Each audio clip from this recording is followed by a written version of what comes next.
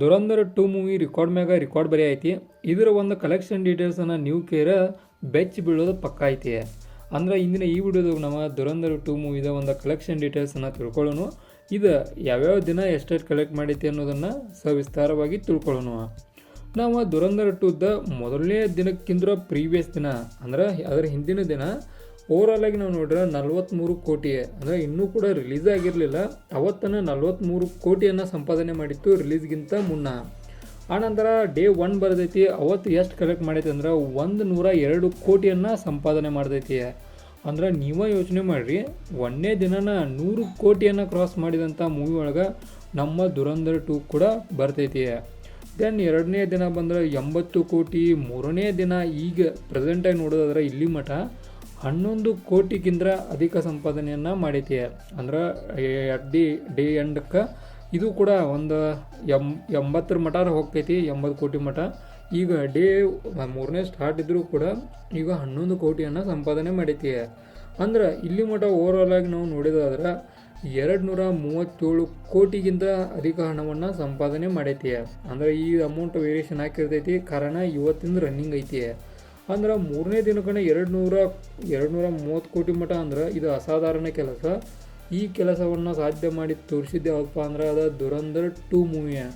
ಅಂದ್ರೆ ಒಂದು ಮೂವಿ ಇಷ್ಟು ಕಲೆಕ್ಟ್ ಮಾಡೈತಿ ಅಂದ್ರೆ ಇದರ ಅರ್ಥ ನೋಡ್ರಿ ಎಷ್ಟು ಮಟ್ಟಿಗೆ ಒಂದು ದುರಂಧರ್ ಅನ್ನೋದೊಂದು ಕ್ರೇಜನ್ನು ಕ್ರಿಯೇಟ್ ಮಾಡೈತಿ.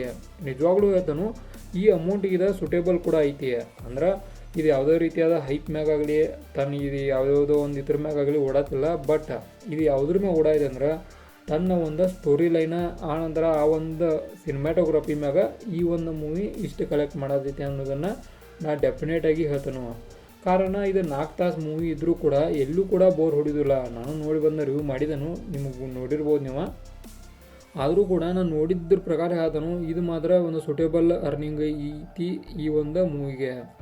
ಅಂದ್ರೆ ಒಂದು ಮೂವಿ ಎಷ್ಟು ಕಲೆಕ್ಟ್ ಮಾಡಬೇಕಲ್ಲ, ಡೆಫಿನೆಟಾಗಿ ಎಷ್ಟು ಕಲೆಕ್ಟ್ ಈ ಒಂದು ಮೂವಿ ಮಾಡೈತಿ. ದೆನ್ ಇನ್ನೊಂದು ಸರ್ಪ್ರೈಸಿಂಗ್ ಏನಂದ್ರೆ ನಾನು 100 ಕೋಟಿ ಕ್ರಾಸ್ ಮಾಡ್ದೈತಿಲ್ಲೋ ಅಂದ್ಕೊಂಡಿನಿ ಒಂದೇ ದಿನ. ಅದನ್ನು ಕ್ರಾಸ್ ಮಾಡಿ ಹೊತ್ತು 102 ಕೋಟಿಯನ್ನು ಸಂಪಾದನೆ ಮಾಡಿತು.